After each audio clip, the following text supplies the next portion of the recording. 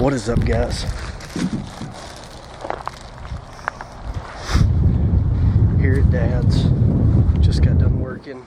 We are gonna go out for our first sit of the year here since whitetail season has started. I will be completely honest, I highly doubt that we kill a deer today. I have way too many damn pigs coming in. So we're gonna do an old-fashioned broadhead test. And by that, I mean we're gonna shoot some pigs with some different broadheads, hopefully. At least get an arrow in one pig. If they'll stick around, we'll get an arrow in a couple pigs. We're just gonna see how these broadheads do. I have a few different heads that I want to try out that I've never used before. First one is the Sevr 1.5 inch. It's titanium. I really like the looks of this thing, but I'll be honest, I'm kind of nervous because a lot of the videos I've seen with guys shooting these Sevrs, they're not getting that good of penetration. So we're gonna test it out on a pig. I've also got a trap pan in the quiver, got an iron will in the quiver, I've got a 2.1 Sevr. I've got all sorts of shit in this quiver. So let's go down here. The pigs have been coming in before dark, which makes it much better for video. Let's get down here and see if we can't kill something. We just snuck in here to my corn. There's a doe already eating in the corn over here. See if we can get a video of her. We're gonna go ahead and spook her off and go ahead and sneak into the stand, but we'll see if we can get a video of her.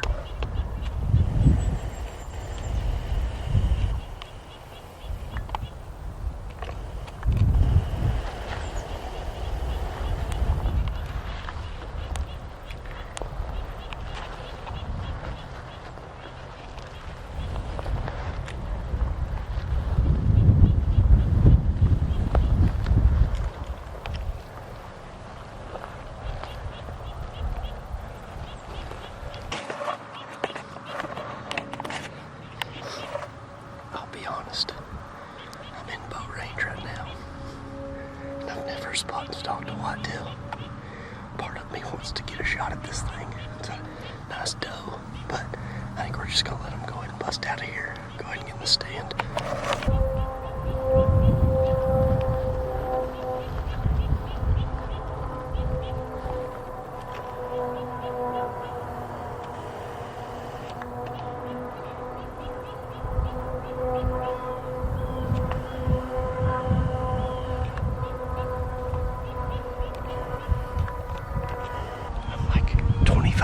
From them right here, and they still haven't seen me. That's hilarious. We're gonna let them bust out of here, and then we're gonna go ahead in the stand.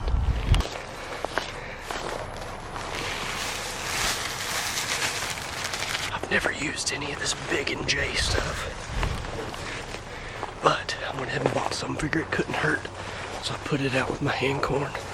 Let's get in the stand.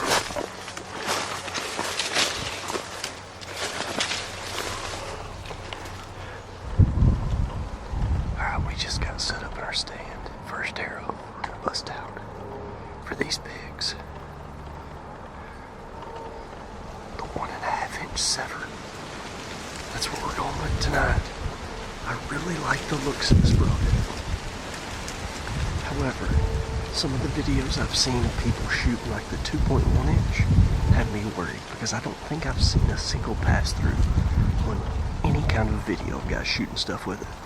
So, we're gonna shoot a pig. It's the ultimate broadhead test. Got my corn down here at the magic number of 12 yards. Sitting here in my little tripod, way back up in this oak tree. And so, hopefully we'll have some deer come in, and then the pigs ought to be here right before dark. I brought my hog light, so if I have to, I'll shoot one after dark. But hopefully they'll come in daylight, get some good video, get to shoot them with one of these things.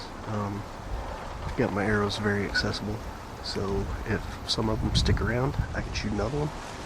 But let's see how it goes, guys. I think it's going to be a good evening.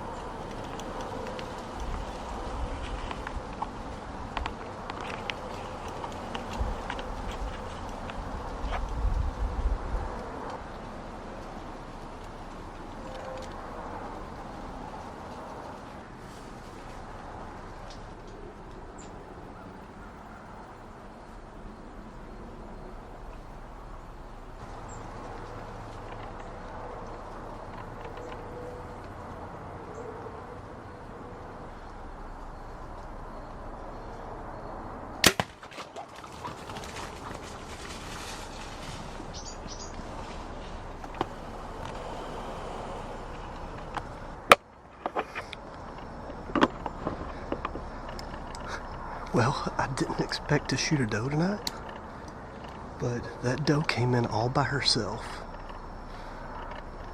Perfect eating doe. She looks super mature.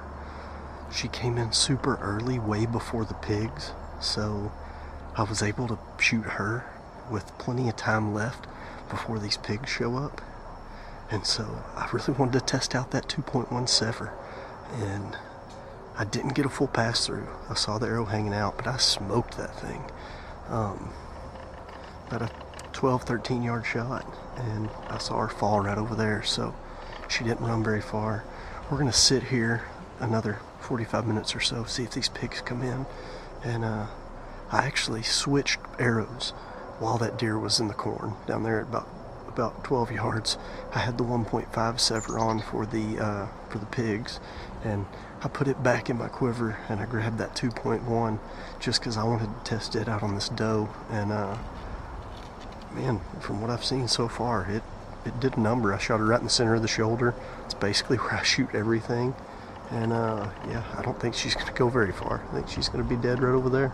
So I decided, since it's so early, we're just gonna go ahead and go track this doe real quick and drag her to where I know exactly where she is, so I'm not tracking her in the dark.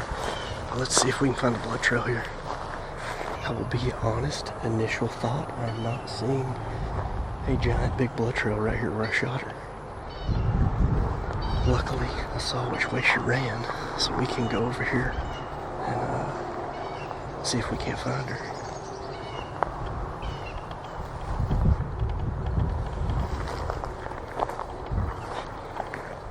We may end up having to back trail this one, because I'm not seeing any blood. Well, I'm finally seeing blood right here. I know she didn't run far, but this lack of blood is pretty alarming for this broadhead. I see blood here.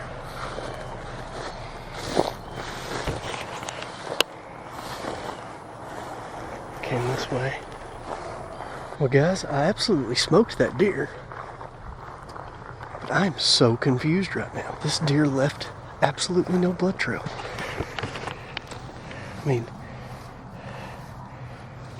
the broadhead did a number on her. I just have no idea. Sorry about the sun. The broadhead just did a number on her. I have no idea why she didn't bleed. I don't know where my arrow is. The broadhead opened. The broadhead did everything it was supposed to. I mean, I absolutely smoked her. But she didn't bleed at all. That is so strange to me. That's weird, guys. I have no idea. But, well, we got some meat in the freezer. I've been wanting to shoot a doe this season. I'm completely out of venison right now, so this thing will be perfect. I'm gonna go ahead and get her cleaned up, and we'll get her in the cooler as quickly as possible because it is still pretty hot out here. But we're gonna go sit another 30 minutes or so, and we're gonna see if these pigs come in. I think they will. Walked back over here, guys. Here's my arrow, actually. So we did get a pass through. Broadhead looks to be in perfect condition still. I'll be honest, I'm not stoked about that blood trail. I'm real glad that wasn't a big buck, because I would have been sweating it, even though she only ran, oh, probably a big 150-yard circle. That is not what I want in a broadhead right there. I ran back to my pack real quick. I decided I was going to go ahead and field dress this deer. That way she won't get too hot, won't get gross. I'll wait on these pigs. I'll pull her into the shade. About a 7-minute field dressing job, but look at that hole. Good God, I do not understand how that thing did not leave a blood trail. All right, guys, I got her field dressed. Got her over here in the shade so that we can go get back in the stand and wait on these pigs. I'll be honest, if I would have known how many ticks were going to be on that deer, I probably wouldn't have shot her. She is covered in ticks and it grosses me out. But that's alright. We'll get her cleaned up tonight, put her in the fridge, let her age a little bit. I'll probably vacuum seal the quarters, put it in the fridge, let it age. When I get back from Disney next week, we'll get it cut up, make steaks, some burger, good stuff like that. Alright, it's getting a little closer to time for these pigs to show up. I also tagged that deer, filled out the back of my license, everything that you got to do out in the field. So before anyone says, oh, you didn't tag the deer, got the tag on it. But we are gonna sit here. Hopefully these pigs will come in and we'll test out another broadhead for you.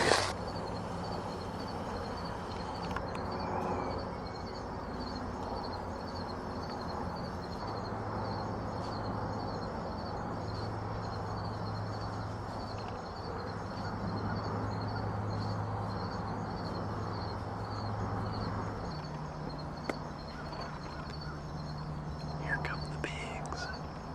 Well, the pigs scared those deer off. They were out there about 60 yards. I just saw them run down the fence. Kind of on the same line that doe ran that I shot earlier. I'm hoping they circle around and come in. It's gonna suck if they don't come in.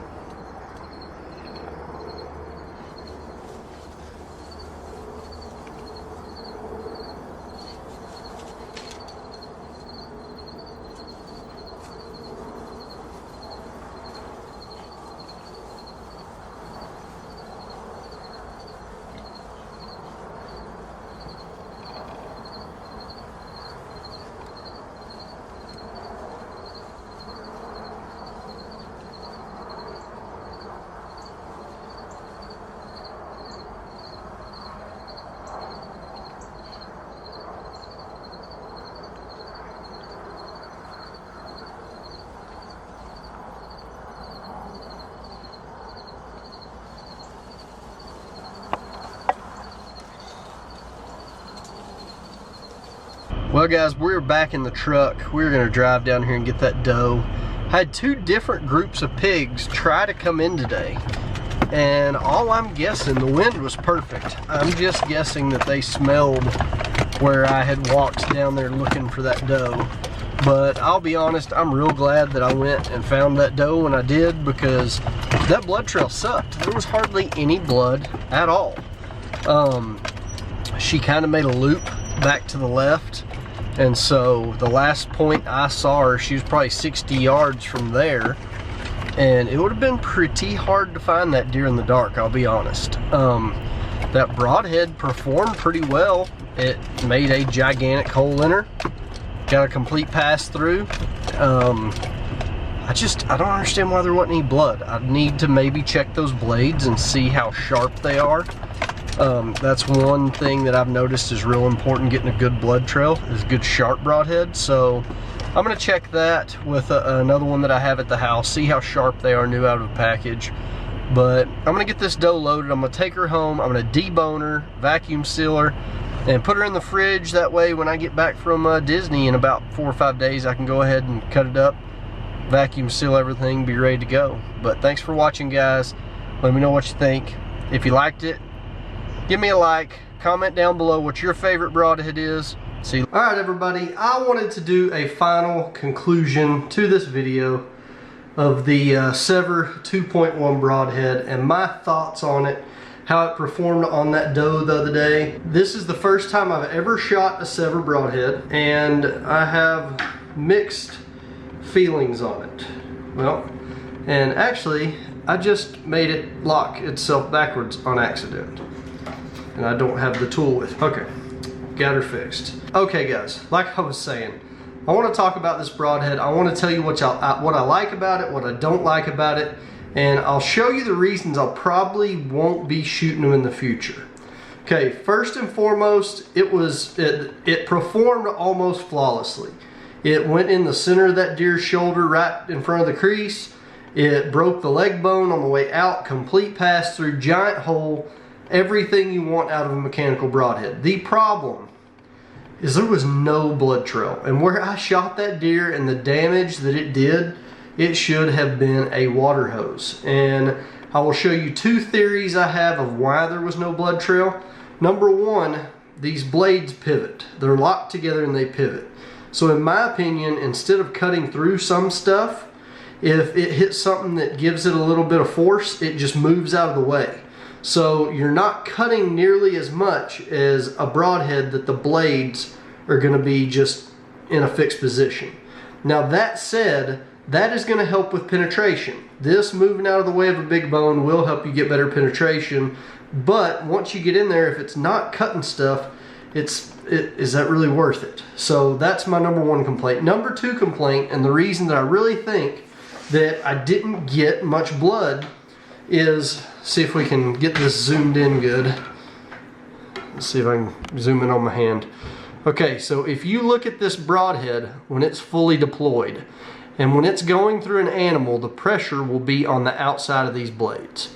If you look at this, these wings are covering almost, I mean, 3/4 of an inch of cut. And what they're doing is they're basically leaving this much of the Broadhead blade useless. It's not even getting to the to whatever it's cutting. You can see on both sides, those wings are completely covering the blades right here. So you have that much of a blade that's not even cutting anything because of this dull, wing that's on there. So I do not like that. I think that is one of the reasons I got crappy blood trail. I also think the pivoting of these blades, going around stuff rather than cutting through stuff, I think that has something to do with it.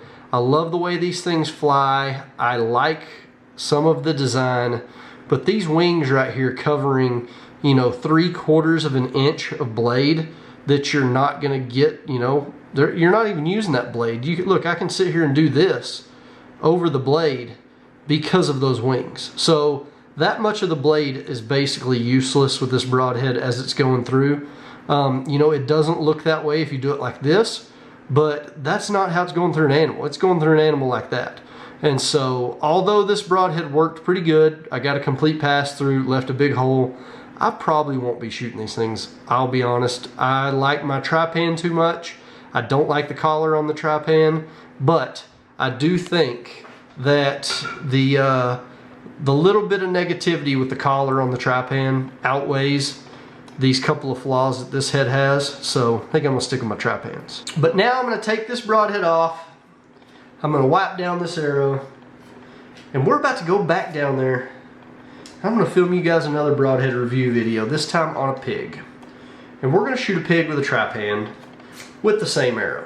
And so I'm gonna show y'all the difference between the tri-pan and the Sevr. So stay tuned, guys. If you like this video, give it a thumbs up, subscribe, please help me out. We're over 1,000 subs. I just need 4,000 hours of watch time, and maybe I can use this video these videos to go on a hunt or something, give y'all more content.